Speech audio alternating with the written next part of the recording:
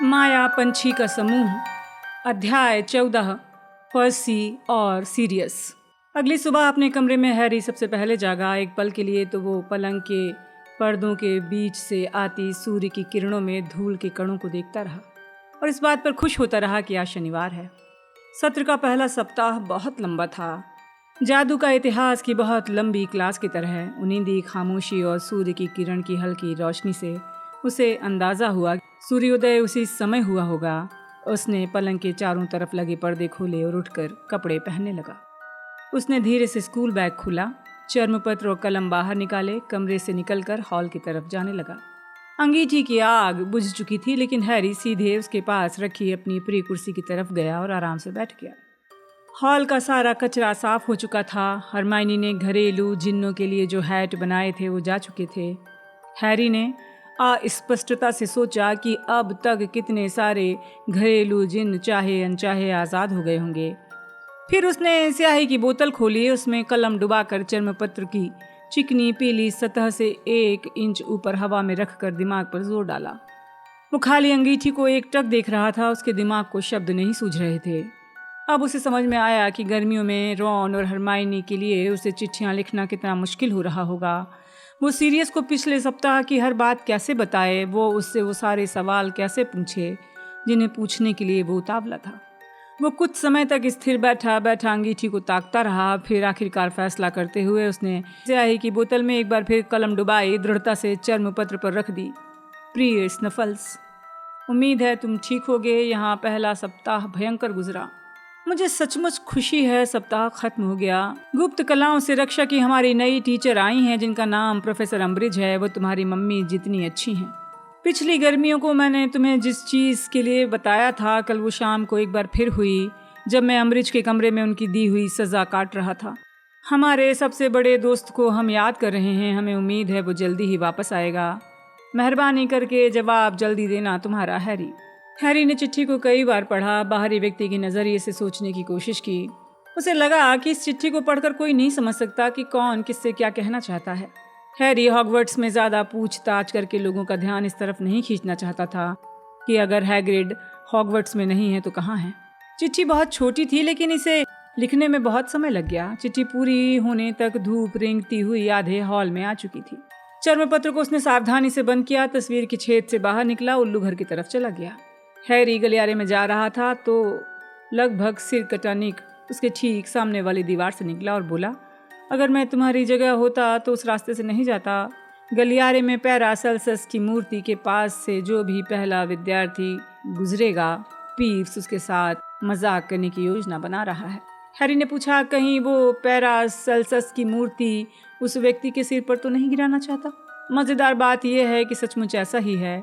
सचमुच, लगभग सर्किटनिक ने बोरियत भरी आवाज में कहा। चतुराई पीव्स की विशेषता नहीं है। मैं खूनी नवाब को खोजने की कोशिश कर रहा हूँ। वो पीव्स को रोक सकते हैं। मिलते हैं हैरी। हैरी ने कहा और दाहिनी तरफ मुड़ने के बजाय बाईं तरफ मुड़ गया, जो उल्लू घर पहुंचने का थोड़ा लंबा लेकिन ज्यादा सुरक्षित रास्ता था। दोपहर में वो क्विडिच खेलने वाला था। आखिरकार वो क्विडिच पिच पर लौट सकेगा। तभी कोई चीज उसके टखनों को छूती हुई निकली। उसने नीचे देखा। यहाँ चौकीदार फिल्च की कंकाल जैसी भूरी बिल्ली मिसेस नॉरिस थी। मैं कोई गलत काम नहीं कर रहा हूँ, हैरी ने चिल्लाकर कहा। मिसेस नॉरिस की आंखों को देखकर वो समझ गया था वो मालिक को खबर देने जा रही है। हैरी इसका कारण नहीं समझा। शनिवार की सुबह उल्लू घर में जाना गुनाह तो नहीं था। सूरज आसमान में ऊपर पहुंच गया था जब हैरी उल्लू घर में दाखिल हुआ। बिना कांच की खिड़कियों के कारण उसकी आंखें चौंधिया गईं। उसने हेडविग को देखने के लिए अपनी गर्दन घुमाई। हेडविग मेहराबदार छत के बिल्कुल पास बैठी थी। हैरी बोला, अच्छा तो तुम वहाँ हो, नीचे आओ, मैं चिट्ठी भेजना चाहता हूँ। धीमी आवाज़ निकालकर उसने अपने बड़े सफ़ेद पंख फैलाए और सीधे उसके कंधे पर बैठ गई। इस पर बाहर स्नफल्स लिखा है, उसने हेडविग की चोंच में चिट्ठी फंसाते हुए कहा और बिना सोचे समझे फुसफुसा कर बताया, लेकिन ये सीरियस के लिए है, ठीक है? हेडविग ने एक बार फिर अपनी भूरी पीली आंखें झपकाईं, जिसका हैरी ने ये मतलब निकाला कि वो समझ गई है।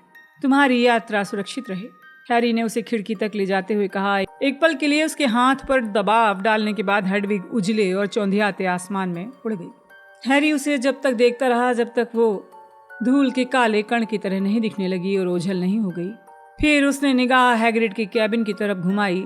जो इस खिड़की से साफ दिख रहा था, ये भी साफ दिख रहा था उसमें कोई नहीं है। अंधेरे जंगल के पेड़ों के ऊपर फुनगियां मंद मंद बहती हवा में लहरा रही थीं। हैरी उन्हें देखता रहा। तभी उसे पीछे से उल्लू घर के दरवाजे के खुलने की आवाज़ आई। वो सदमे से उछला और तेजी से मुड़ा। उसने देखा चो चैंग अपने हाथ में चिट्ठी और पार्सल लिए है। हाय, हैरी के मुंह से बरबस निकल गया। ओह हाय, मुझे उम्मीद नहीं थी कि इतनी सुबह यहाँ कोई होगा। मुझे 5 मिनट पहले याद आया, आज मेरी मम्मी का जन्मदिन है। उसने पार्सल दिखाया।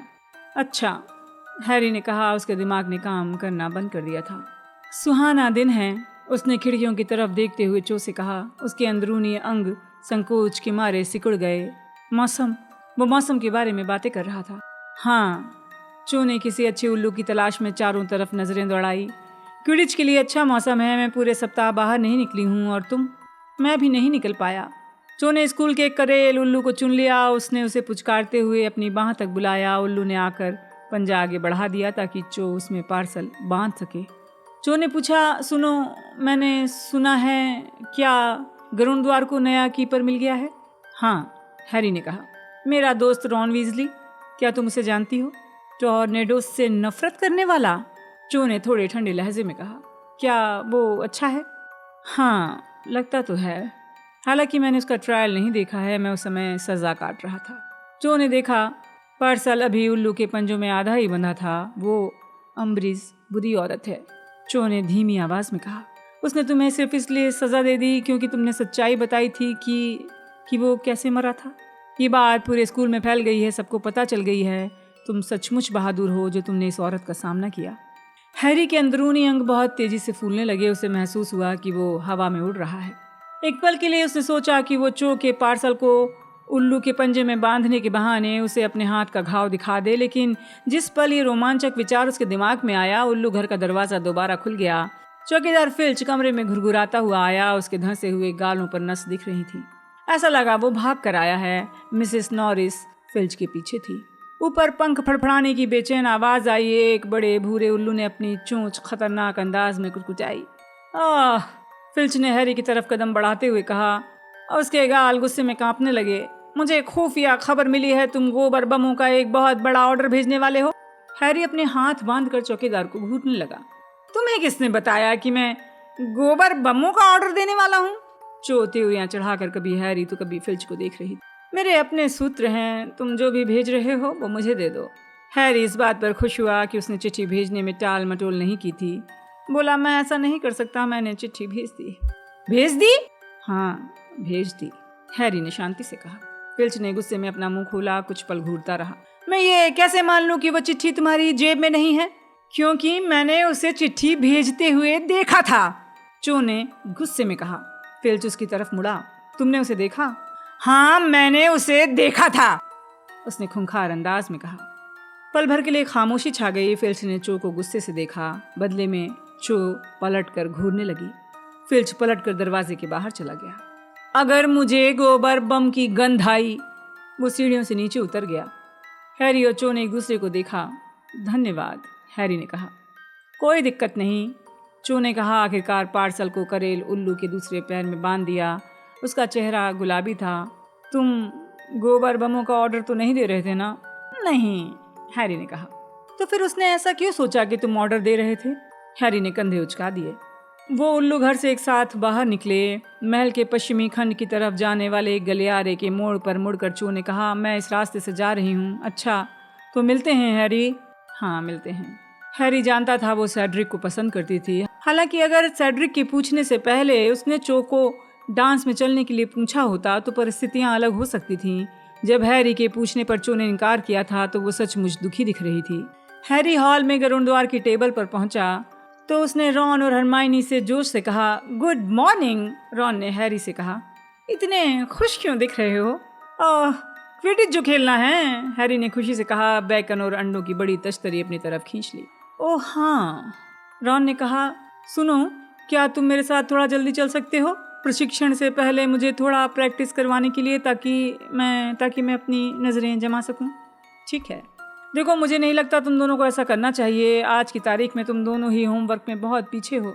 लेकिन सुबह की डाक आने से उसकी बात अधूरी रह गई। हमेशा की तरह ही दैनिक जादूगर एक उल्लू की चोंच में दबा हुआ था। वो उल्लू शक्कर के कटोरे के पास खतरनाक तरीके से उतरा और अपना पंजा बढ़ा दिया। हरमाइनी ने चमड़े की थैली से एक नट डालकर अखबार लिया। उल्लू के उड़ने के बाद पहले पन्ने को गौर से देखने लगी। कोई दिलचस्प खबर? रॉन ने कहा। हैरी मुस्कुराया। नहीं। हरमाइनी ने अखबार खोला और उसके पीछे ओझल हो गई। हैरी दूसरी बार अंडे और बेकन लेने लगा। रॉन ऊंची खिड़कियों को घूर रहा था, थोड़ी उलझन में था। जरा ठहरो, हरमाइनी ने कहा। ओह नहीं, सीरियस, क्या हुआ? हैरी ने कहा। उसके हाथ से इतनी तेजी से अखबार छीना कि उसके दो हिस्से हो गए। आधा हिस्सा हरमाइनी के पास जबकि आधा उसके हाथ में आ गया। जादू मंत्रालय को एक विश्वसनीय सूत्र से जानकारी मिली है कि कुख्यात सामूहिक हत्यारा सीरियस ब्लैक इस वक्त लंदन में है। हैरी ने धीमी और गुस्से भरी आवाज में कहा। मैं शर्त लगाने को तैयार हूँ, ये जानकारी लूसियस मेलफॉय ने दी होगी। उसने सीरियस को प्लेटफॉर्म पर पहचान लिया होगा। क्या? रॉन ने दहशत में दिखते हुए कहा। तुम ये तो नहीं कहना चाहते? बाकी दोनों ने कहा। मंत्रालय जादूगर समुदाय को चेतावनी देता है, ब्लैक बहुत खतरनाक है, अज़्काबान से भाग चुका है। वही पुरानी बकवास, हरमाइनी ने कहा और अखबार के अपने आधे हिस्से को नीचे रख दिया। फिर उसने हैरी और रॉन की तरफ डरकर देखा और फुसफुसा कर बोली, इसका नतीजा ये होगा कि अब दोबारा वो उस मकान से नहीं निकल पाएगा। डम्बलडोर ने उसे निकलने से मना किया था। हैरी ने उदासी के साथ दैनिक जादूगर के उस आधे पन्ने की तरफ देखा जो उसने फाड़ा था। ज्यादातर पेज पर मैडम मेल्किन के दुशालों की दुकान का विज्ञापन था जहां सेल लगी थी। देखो, उसने अखबार को फैलाते हुए कहा ताकि हरमाइनी और रॉन देख सकें। रॉन ने कहा, मुझे जितने दुशाले चाहिए उतने मेरे पास हैं। नहीं, देखो इस छोटी सी खबर को। रॉन और हरमाइनी उसे पढ़ने के लिए थोड़ा करीब आ गए। खबर मुश्किल से 1 इंच लंबी थी। सबसे नीचे एक कॉलम में लगी थी। इसकी हेडलाइन थी, मंत्रालय में घुसपैठ। लेबरनम गार्डन्स क्लैपहैम के मकान नंबर 2 में रहने वाले 38 वर्षीय स्टर्गिस पोर्डमोर पर 31 अगस्त को जादू मंत्रालय में घुसपैठ और डकैती की कोशिश के आरोप में जादूगर न्याय सभा में मुकदमा चलाया गया। पोर्डमोर को जादू मंत्रालय के प्रहरी जादूगर एरिक मंच ने गिरफ्तार किया था। पोर्डमोर रात को 1 बजे एक अति महत्वपूर्ण दरवाजे के भीतर घुसने की कोशिश करते पकड़ा गया है।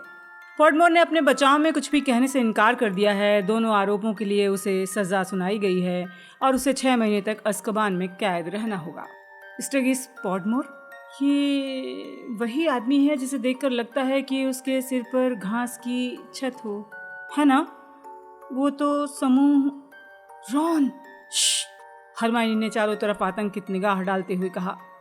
6 महीने तक अज़्काबान में? हैरी सदमे में फुसफुसाया। सिर्फ एक दरवाजे के भीतर घुसने की कोशिश के लिए? हरमाइनी ने कहा, मूर्खों जैसी बातें मत करो। ये सिर्फ दरवाजे के भीतर घुसने की कोशिश नहीं थी। आखिर वो जादू मंत्रालय में रात को 1 बजे क्या कर रहा था? रॉन बुदबुदाया। तुम्हें क्या लगता है वो समूह का कोई काम कर रहा था? 1 मिनट ठहरो, स्टर्गिस तो हमें स्टेशन तक छोड़ने आने वाला था, याद है? हैरी ने धीरे से कहा। बाकी दोनों ने उसकी तरफ देखा। हाँ, उसे तो किंग्स क्रॉस तक पहुंचते समय हमारी पहरेदारी करनी थी, याद है ना? मूडी उसके ना आने पर बहुत नाराज हुए थे। शायद वो इसलिए नहीं आया था, है ना? हरमाइनी बोली, शायद उन्हें उसके पकड़े जाने का अंदेशा नहीं होगा। ये आरोप झूठा भी हो सकता है। रॉन ने रोमांचित होकर कहा। नहीं, सुनो, उसने आगे कहा और अपनी आवाज़ नाटकीय ढंग से नीची कर ली क्योंकि हरमाइनी के चेहरे पर चेतावनी का भाव आ गया था। मंत्रालय को शक है कि वो डम्बलडोर का आदमी है, इसलिए मुझे नहीं पता उन्होंने उसे मंत्रालय में घुसने का प्रलोभन दिया होगा। ये भी हो सकता है कि वो दरवाजे के भीतर घुसने की कोशिश न कर रहा हो सकता है उन्होंने उसे फंसाने के लिए झूठ मूठ का आरोप लगाया हो। थोड़ी देर खामोशी छाई रही। हैरी और हरमाइनी रॉन के सुझाव के बारे में सोचते रहे। हैरी को ये दूर की कौड़ी लगी। दूसरी तरफ हरमाइनी इससे काफ़ी प्रभावित दिखी। ठीक है, मैं सोचती हूँ कि अब हमें खुद खाद जुटाने वाली झाड़ियों पर स्प्राउट का दिया निबंध लिख लेना चाहिए। अगर किस्मत अच्छी रही तो हम लंच से पहले मैगोनेगल के निर्जीव आवाहन मंत्र को भी कर सकते हैं। हैरी को ये सोच कर ग्लानि हो रही थी कि ऊपर की मंजिल पर होमवर्क का कितना बड़ा ढेर उसका इंतज़ार कर रहा था। लेकिन आसमान साफ और नीला था। वो 1 सप्ताह से अपनी फायर बोल्ट पर नहीं बैठा था। मेरा मतलब है हम होमवर्क आज रात को कर सकते हैं। रॉन ने कहा, और जब वो और हैरी झाड़ुओं को कंधे पर रखकर ढलवां लॉन के नीचे उतरे, क्विडिच पिच की तरफ बढ़ने लगे।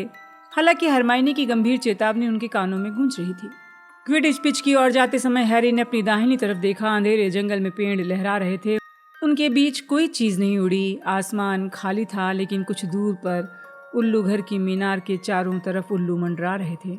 उन्होंने चेंजिंग रूम की अलमारी से गेंदें निकाली और तैयारी में जुट गए। रॉन 3 ऊंचे गोल पोस्ट की रक्षा करने लगा, हैरी धावक के रूप में खेलने लगा और तूफान को रॉन के पार निकालने की कोशिश करने लगा।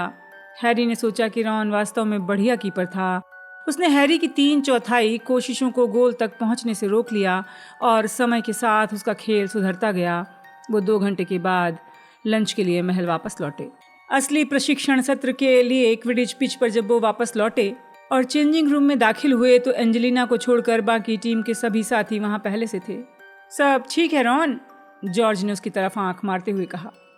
हाँ, रॉन ने कहा, जो पिच तक जाते समय बहुत चुप सा हो गया था। हम सबको अपना हुनर दिखाने के लिए तैयार हो प्रीफेक्ट बेटे? फ्रेड ने क्विडिच दुशालों की गर्दन के बीच से बिखरे हुए बाल निकालते हुए कहा। उसके चेहरे पर शरारत भरी मुस्कान थी। चुप रहो, रॉन ने कहा। उसका चेहरा पत्थर की तरह सख्त था। जब उसने पहली बार अपनी टीम के दुशाले पहने तो वो उस पर अच्छी तरह से आ गए। हालांकि वो ओलिवर वुड के थे, जिसके कंधे उससे ज्यादा चौड़े थे। सभी खिलाड़ी आ गए? ठीक है, एंजेलिना ने कप्तान के ऑफिस से आते हुए कहा। वो पहले ही कपड़े बदल चुकी थी। अब शुरू करते हैं। एलिसिया और फ्रेड, तुम दोनों गेंदों वाला बक्सा लेकर आ जाओ। ओह, कुछ बिना बुलाए दर्शक हमारी प्रैक्टिस देखने आए हैं, लेकिन तुम उन पर ध्यान मत देना। उसकी आवाज में सामान्य सा पुट था, जिससे हैरी को अंदाजा लग गया कि वो बिना बुलाए दर्शक कौन थे। हैरी का अंदाजा सही था। वो सभी नाग शक्ति क्विडिच टीम के लोग थे, जो सीटियां बजाकर और ताने मारकर उनका स्वागत कर रहे थे। वीजली किस चीज पर सवारी कर रहा है? मेलफॉय ने व्यंग्यात्मक आवाज में कहा। ऐसा लगता है जैसे किसी पुराने लट्ठे पर उड़ने वाला जादू कर दिया गया हो। क्रैब, गोयल और पेंसी पार्किंसन ठहाके लगाने लगे। रॉन अपनी झाड़ू पर सवार हो गया। उसने जमीन पर लात मारी। हैरी भी उसके पीछे पीछे उड़ने लगा। उसने देखा रॉन के कान पीछे से लाल हो गए थे।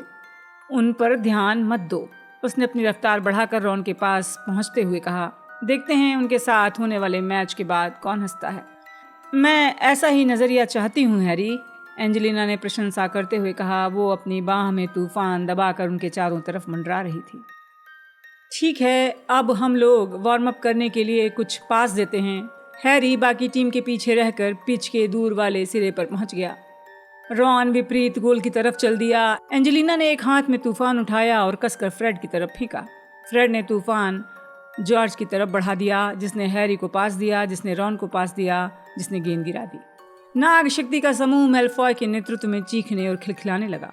तूफान के जमीन छूने से पहले रॉन उसे पकड़ने के लिए नीचे आ गया था। वो सही तरीके से गोता नहीं लगा पाया, इस कारण वो अपनी झाड़ू पर फिसल गया और झेंपते हुए ऊपर आया।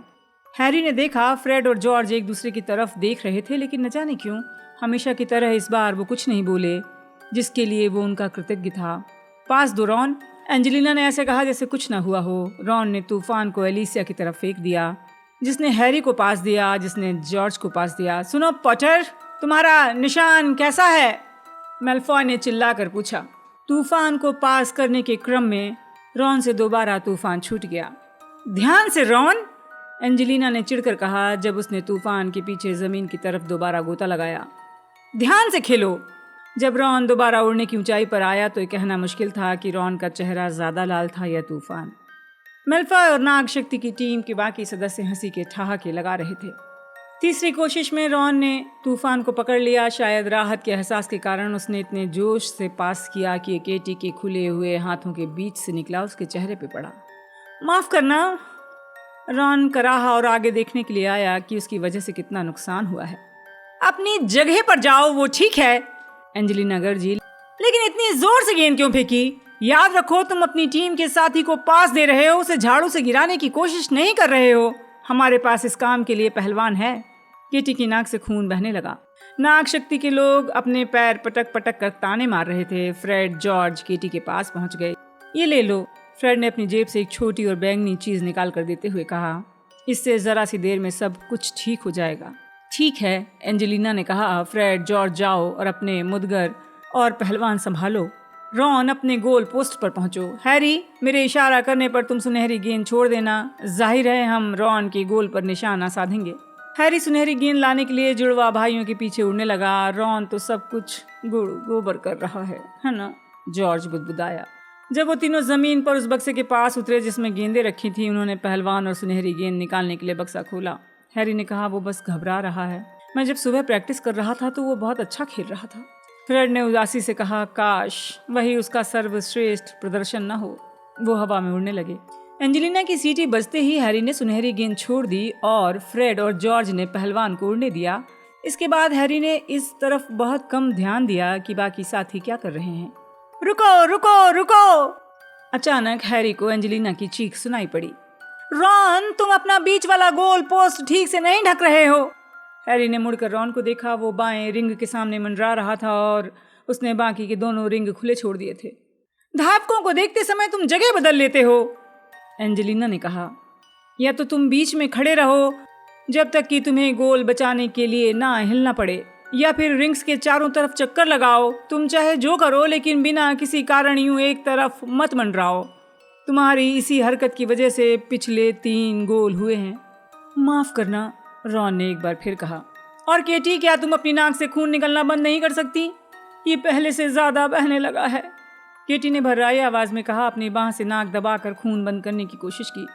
हैरी ने पलटकर फ्रेड की तरफ देखा, जो चिंतित दिख रहा था, जेबों को टटोल रहा था। उसने देखा कि फ्रेड ने कोई बैगनी चीज निकाली। उसे एक पल के लिए गौर से देखा और फिर दहशत में केटी की तरफ देखने लगा।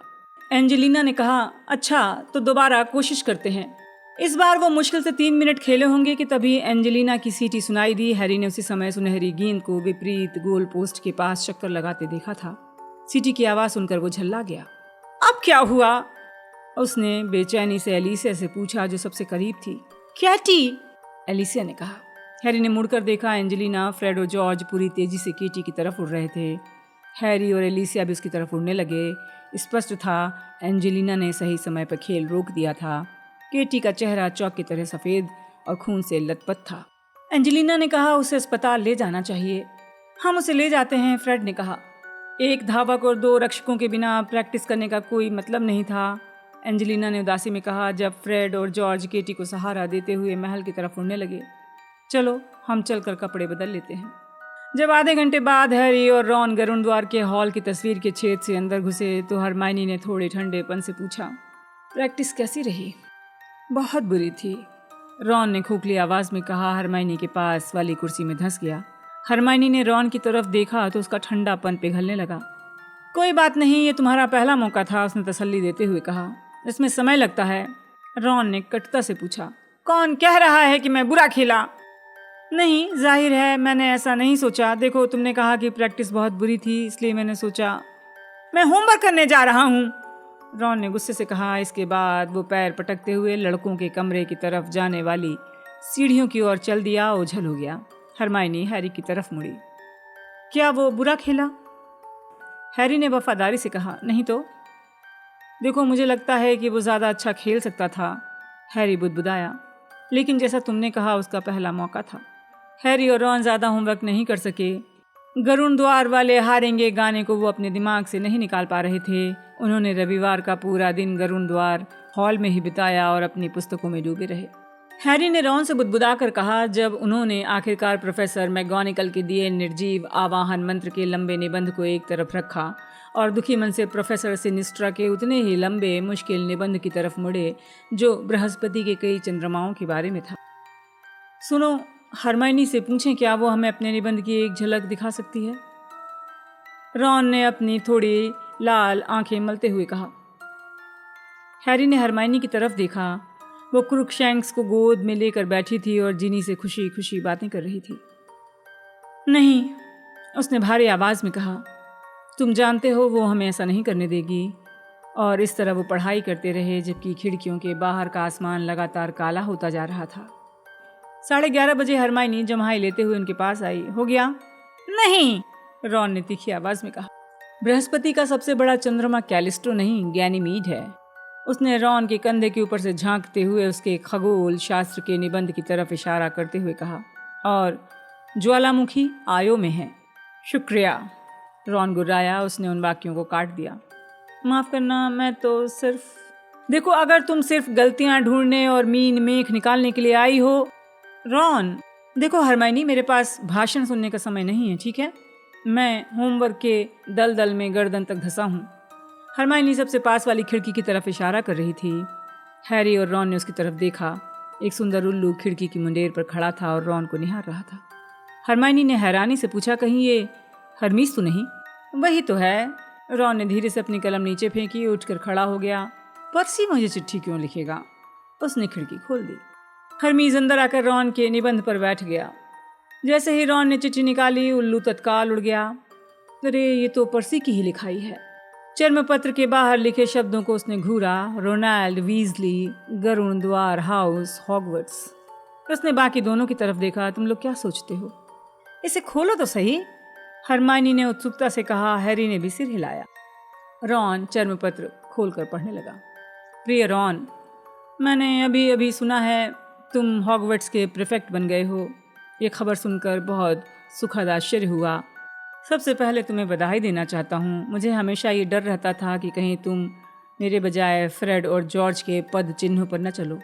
इसलिए तुम अंदाज़ा लगा सकते हो कि जब मैंने सुना कि तुमने सत्ता का विरोध करना छोड़ दिया है और वास्तविक जिम्मेदारी उठाने का फैसला कर लिया है, तो मुझे कितनी खुशी हुई होगी। लेकिन रॉन, मैं तुम्हें सिर्फ बधाई ही नहीं देना चाहता हूँ, सलाह भी देना चाहता हूँ। उम्मीद है तुम इस चिट्ठी को दूसरों की निगाहों से बचाकर पढ़ोगे। जब मंत्री जी मुझे तुम्हारे प्रीफेक्ट बनने के बारे में बता रहे थे तो उनके मुंह से एक बात फिसल गई, जिससे मुझे पता चला कि तुम हैरी के साथ बहुत ज़्यादा रह रहे हो। रॉन, मेरे भाई, मैं तुम्हें बताना चाहता हूँ उस लड़के के साथ दोस्ती से तुम्हारे बैज के छिनने का कितना खतरा है। मुझे यकीन है तुम्हें ये जानकर हैरानी होगी कि पॉटर हमेशा डंबलडोर का प्रिय विद्यार्थी रहा है। लेकिन मैं तुम्हें ये बताना चाहता हूँ कि डंबलडोर अब हॉगवर्ट्स में ज़्यादा समय तक सत्ता में नहीं रह पाएंगे और सचमुच महत्वपूर्ण लोग पॉटर के व्यवहार के बारे में बहुत अलग और शायद ज़्यादा सही दृष्टिकोण रखते हैं। रॉन, तुम कभी नहीं चाहोगे तुम्हारे साथ भी पॉटर जैसा व्यवहार किया जाए। ये तुम्हारे भविष्य के लिए नुकसानदेह होगा। और मैं स्कूल के बाद के जीवन के बारे में भी बात कर रहा हूँ। चूँकि हमारे डैडी उसे अदालत तक ले गए थे, इसलिए तुम ये बात जानते होगे। इस गर्मी में पूरी न्याय सभा के सामने पॉटर की अनुशासनात्मक पेशी हुई थी और उसमें उसकी हालत ख़राब हो गई थी। वो तकनीकी कारणों से बच गया और कई लोगों ने मुझे बताया कि वो उसे अपराधी मानते थे। हो सकता है तुम पॉटर के साथ संबंध विच्छेद करने से डर रहे हो। मैं जानता हूँ कि वो असंतुलित हो सकता है और शायद हिंसक भी। लेकिन यदि इस बारे में तुम्हें कोई चिंता सता रही हो, पॉटर के व्यवहार से कोई और बात तुम्हें परेशान कर रही हो, तो मैं तुम्हें डोलोरेस अम्ब्रिज के पास जाने की सलाह दूंगा। वो अच्छी महिला है। इस बात से मैं एक और सलाह देना चाहता हूँ, जैसा मैंने ऊपर इशारा किया है। हॉगवर्ट्स में डंबलडोर का प्रशासन जल्दी ही खत्म हो सकता है। रॉन, तुम्हारी निष्ठा उनके प्रति नहीं बल्कि स्कूल और मंत्रालय के प्रति होना चाहिए। मुझे सुनकर अफसोस है कि अब तक प्रोफेसर अम्ब्रिज को स्टाफ का बहुत कम सहयोग मिला है, जिनसे वो हॉगवर्ट्स के भीतर मंत्रालय द्वारा चाहे जाने वाले परिवर्तन करवाना चाहती हैं। मैं सिर्फ इतना कहूँगा, जो विद्यार्थी इस वक्त प्रोफेसर अम्ब्रिज की मदद करने की इच्छा दिखाएगा, उसके 2 साल में हेड बॉय बनने की बहुत ज़्यादा संभावना होगी। मुझे अफसोस है, गर्मी में मैं तुमसे नहीं मिल पाया। अपने मम्मी डैडी की आलोचना करते मुझे दुख होता है, लेकिन मुझे लगता है कि जब तक वे डंबलडोर के चारों तरफ की खतरनाक भीड़ से नाता रखते हैं, मैं उनकी छत के नीचे नहीं रह सकता। मैं खुद को खुशकिस्मत मानता हूँ कि मैं इस तरह के लोगों के साथ मेल जोल के कलंक से बच गया हूँ। मंत्री जी मेरे प्रति अच्छा व्यवहार रखते हैं और मुझे उम्मीद है कि रॉन, तुम भी हमारे मम्मी डैडी के विश्वासों और कार्यों की अदूरदर्शी प्रकृति के कारण पारिवारिक बंधनों में अंधे नहीं बनोगे। मुझे सचमुच उम्मीद है कि समय के साथ उन्हें अपनी गलती का एहसास होगा। जब वो दिन आएगा तो मैं उनकी माफ़ी को स्वीकार करने के लिए तैयार रहूँगा। मेहरबानी करके मेरी बातों पर गौर से सोचना, खास तौर पर हैरी पॉटर के बारे में कही बातों पर। प्रीफेक्ट बनने पर एक बार फिर बधाई। तुम्हारा भाई पर्सी। हैरी ने रॉन की तरफ देखा तो उसने कहा। वो इस तरह बोलने की कोशिश कर रहा था जैसे उसकी पूरी बात उसे मजाक लगी हो। अगर तुम मेरे साथ संबंध विच्छेद करना चाहते हो तो मैं कसम खाता हूँ कि मैं हिंसक नहीं होऊंगा। चिट्ठी देना, रॉन ने अपना हाथ बढ़ाते हुए कहा। रॉन ने कहा और पर्सी के चिट्ठी के 2 टुकड़े कर दिए। दुनिया का उसने चिट्ठी के 4 टुकड़े कर दिए। सबसे बड़ा, उसने चिट्ठी के 8 टुकड़े कर दिए। मूर्ख है। और उसने उन 8 टुकड़ों को आग में फेंक दिया। चलो, हमें अपने निबंध सुबह होने से पहले पूरे करने हैं, उसने हैरी को तेजी से कहा और प्रोफेसर सिनिस्ट्रा के निबंध को दोबारा अपनी तरफ खींचा। हरमाइनी रॉन को अजीब तरीके से देख रही थी। वो अचानक बोली, सुनो, निबंध मुझे दे दो। रॉन ने हैरानी से कहा, क्या? हरमाइनी बोली, निबंध मुझे दे दो, मैं पढ़कर सुधार देती हूँ। क्या तुम वाकई ऐसा कर दोगी? हरमाइनी, तुमने तो हमारी जान बचा दी। रॉन ने कहा, मैं क्या कह सकता हूँ?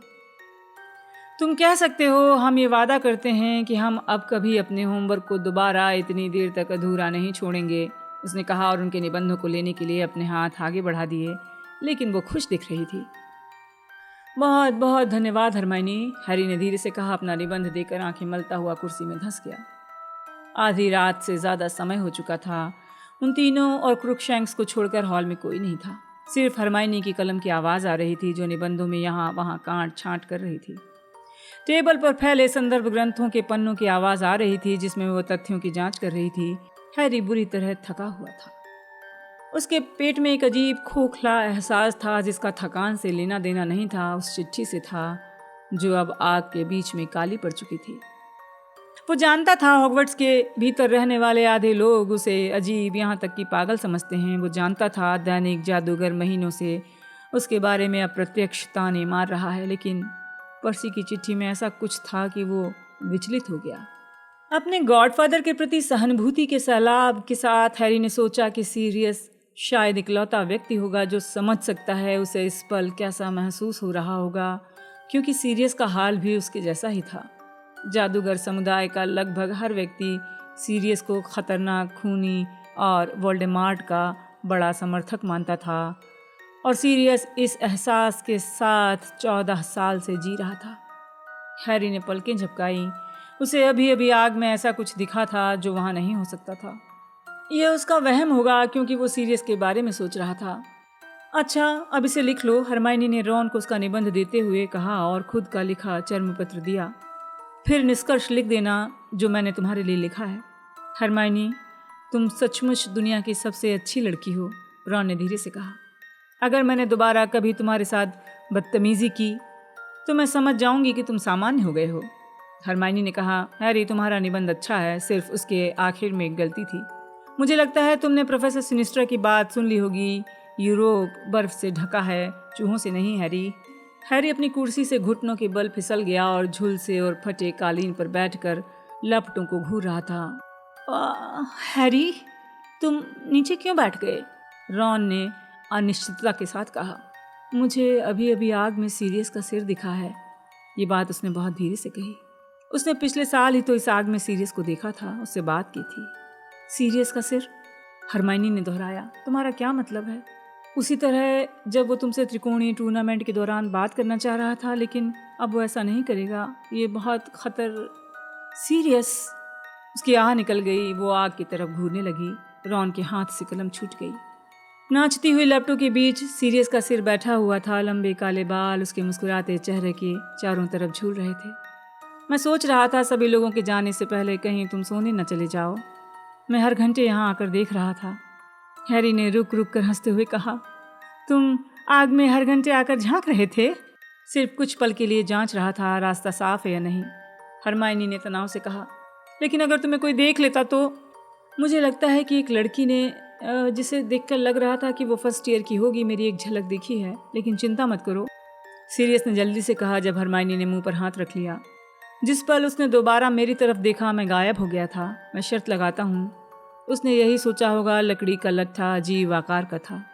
लेकिन सीरियस, ये बहुत बड़ा जोखिम है, हरमाइनी ने कहना शुरू किया। तुम तो मौली जैसी बातें कर रही हो।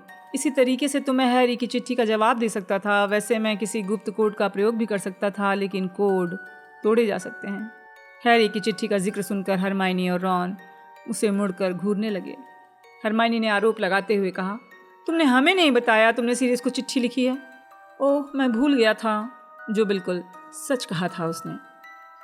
उल्लू घर में चोर के साथ मुलाकात के कारण उसके दिमाग से हर चीज़ निकल गई थी। उस चिट्ठी से कोई गोपनीय जानकारी हासिल नहीं कर सकता था, है ना सीरियस?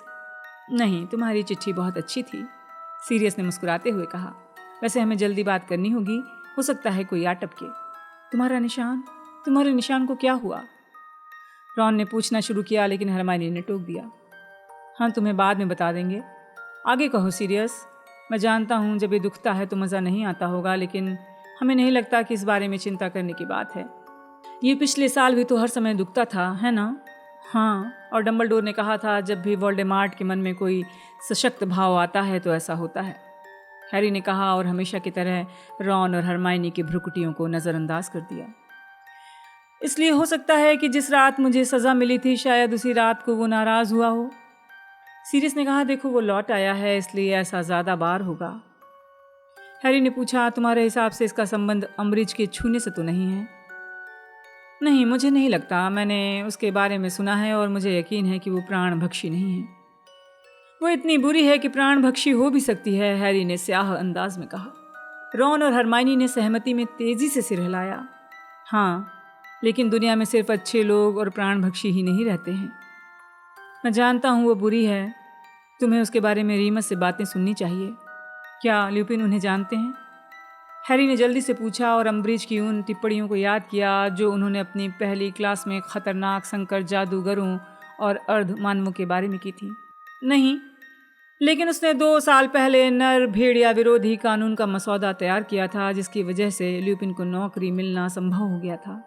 हैरी को याद है ल्यूपिन इन दिनों कितने फटे हाल दिख रहे थे। इसके बाद अम्बरिज के प्रति उसकी नफरत और बढ़ गई। हरमाइनी ने गुस्से में कहा, वो नरभेड़िए के इतने खिलाफ क्यों हैं? मुझे लगता है वो उनसे डरती है, सीरियस ने कहा और उसके गुस्से को देखकर मुस्कुराया। स्पष्ट रूप से वो अर्ध मानवों से नफरत करती है। उसने पिछले साल जल मानवों को पकड़कर उन पर टैग लगाने का अभियान छेड़ा था। जरा कल्पना करो, जल मानवों को परेशान करने में अपना समय और ऊर्जा बर्बाद की जाए, जबकि क्रीचर जैसे घटिया लोग आज़ाद घूम रहे हों। रॉन हंसने लगा, लेकिन हरमाइनी विचलित थी। सीरियस, अगर सच कहूँ तो तुम क्रीचर के साथ थोड़ी कोशिश करो, मुझे यकीन है वो अच्छी प्रतिक्रिया करेगा। आखिर अब उस परिवार के तुम ही तो सदस्य बचे हो, और प्रोफेसर डंबलडोर ने कहा था। अम्बरिज की क्लासें कैसी रहीं? सीरियस ने बीच में बोलते हुए पूछा, क्या वो तुम लोगों को अर्ध मानवों को मारने का प्रशिक्षण दे रही है? नहीं, वो हमें जादू का इस्तेमाल करने ही नहीं दे रही। रॉन बोला, हमें तो बस मूर्खतापूर्ण पुस्तक को पढ़ना है। सीरियस ने कहा, ये समझ में आता है, हमें मंत्रालय से अंदरूनी जानकारी मिली है, फज तुम्हें युद्ध कला का प्रशिक्षण नहीं लेने देना चाहता। युद्ध कला का प्रशिक्षण? हैरी ने अविश्वास से दोहराया। उन्हें क्या लगता है हम यहाँ क्या कर रहे हैं? जादूगरों की कोई सेना बना रहे हैं? उसके हिसाब से तुम लोग यही कर रहे हो, या उसे डर है कि डंबलडोर यही कर रहे हैं, अपनी निजी सेना बना रहे हैं ताकि जादू मंत्रालय पर कब्जा कर सकें। इस बात पर खामोशी छा गई। रॉन बोला, मैंने आज तक इससे ज़्यादा मूर्खतापूर्ण बातें नहीं सुनी। ये तो लूना लवगुड की बातों से भी ज़्यादा मूर्खतापूर्ण है। हरमाइनी ने आवेश में पूछा, तो हमें गुप्त कलाओं से रक्षा करना सीखने के लिए रोका जा रहा है क्योंकि फज को ये डर है कि हम मंत्रालय के खिलाफ मंत्रों का प्रयोग करेंगे? फज को लगता है डंबलडोर शक्ति हथियाने के लिए कोई भी तरीका आजमाने से नहीं चूकेंगे। वो डंबलडोर के बारे में दिनों दिन दहशत में आता जा रहा है। मुझे लगता है कुछ समय बाद वो डंबलडोर को किसी झूठे आरोप में गिरफ्तार करा देगा। इससे हैरी को पर्सी की चिट्ठी याद आ गई। क्या तुम्हें पता है कल दैनिक जादूगर में डंबलडोर के बारे में क्या खबर छपने वाली है? रॉन के भाई पर्सी ने बताया है कोई खबर छपने वाली है। मुझे पता नहीं, पूरे वीकेंड में मैंने समूह के किसी सदस्य को नहीं देखा, वो सब व्यस्त हैं। यहाँ सिर्फ मैं और क्रीचर हैं। सीरियस की आवाज़ में कड़वाहट थी। तुम्हारे पास हैग्रिड के बारे में कोई खबर नहीं? ओह, देखो उसे अब तक लौट आना चाहिए था। किसी को भी ठीक से नहीं पता उसके साथ क्या हुआ है। फिर उनके चेहरे पर आतंक का भाव देखकर उसने जल्दी से आगे जोड़ दिया, लेकिन डंबलडोर चिंतित नहीं है, इसलिए तुम तीनों चिंता मत करो। मुझे यकीन है हैग्रिड सही सलामत होगा। हरमाइनी ने धीमी और चिंता भरी आवाज़ में कहा, लेकिन उसे अब तक लौट आना चाहिए। मैडम मैक्सिम उसके साथ थी, हमने उनसे संपर्क किया। उन्होंने कहा कि लौटते समय वो अलग अलग हो गए थे। लेकिन इसका मतलब ये नहीं कि वो घायल हो गया है। इसका मतलब ये नहीं कि वो सही सलामत नहीं है। हैरी, रॉन, हरमाइनी अब भी अविश्वास में थे। वो चिंता भरी नज़रों से एक दूसरे को देख रहे थे। सुनो, हैग्रिड के बारे में ज़्यादा पूछताछ मत करना। इससे लोगों का ध्यान इस तरफ जाएगा कि वो लौटा नहीं है, और मैं जानता हूँ डंबलडोर ऐसा नहीं चाहते। हैग्रिड बहुत सख्त है, वो बिल्कुल सही सलामत होगा। तुम्हारी अगली हॉग्समीड की यात्रा कब है? मैं सोच रहा था हम स्टेशन पर कुत्ते के भेष में कामयाब हो गए थे, है ना? मैं सोच रहा था कि मैं हॉक्स। नहीं! हैरी और हरमाइनी बहुत जोर से एक साथ बोले। हरमाइनी ने चिंता से पूछा, सीरियस? क्या तुमने दैनिक जादूगर नहीं पढ़ा? ओह, वो खबर। सीरियस ने मुस्कुराते हुए कहा, वो लोग हमेशा अनुमान लगाते हैं मैं कहाँ हूँ, दरअसल उन्हें कुछ भी पता नहीं। हाँ, लेकिन हमें लगता है इस बार उन्हें पता चल चुका है, हैरी ने कहा। मेलफॉय ने ट्रेन में हमसे एक बात कही थी, हमें लगता है वो जान गया है कि वो कुत्ता कोई और नहीं तुम थे। सीरियस, उसके डैडी प्लेटफॉर्म पर थे, तुम जानते हो ना? लूसियस मेलफॉय, तुम चाहे जो भी करो यहाँ मत आना, अगर मेलफॉय तुम्हें दोबारा पहचान लेगा। ठीक है, मैं समझ गया, सीरियस ने कहा और बहुत अप्रसन्न दिखने लगा। बस मन में विचार आया था, सोचा था तुम्हें मुझसे मिलना अच्छा लगेगा। हमें बहुत अच्छा लगता है, लेकिन मैं ये नहीं चाहता तुम्हें दोबारा अज़्क़बान भेज दिया जाए, हैरी ने कहा। थोड़ी देर खामोशी छाई रही, जिसमें सीरियस आग की लपटों से हैरी को देखता रहा। उसकी धसी हुई आंखों में निराशा साफ झलक रही थी। उसने आखिरकार ठंडे लहजे में कहा, तुम अपने डैडी जैसे नहीं हो, इस जोखिम में जेम्स को मज़ा आता। देखो, अच्छा अब मुझे चलना होगा, मुझे क्रीचर के सीढ़ियों से उतरने की आवाज़ सुनाई दे रही है, सीरियस ने कहा। लेकिन हैरी को यकीन था वो झूठ बोल रहा है। मैं तुम लोगों को समय लिख कर बता दूंगा मैं आग में दोबारा कब आ सकता हूँ, ठीक है?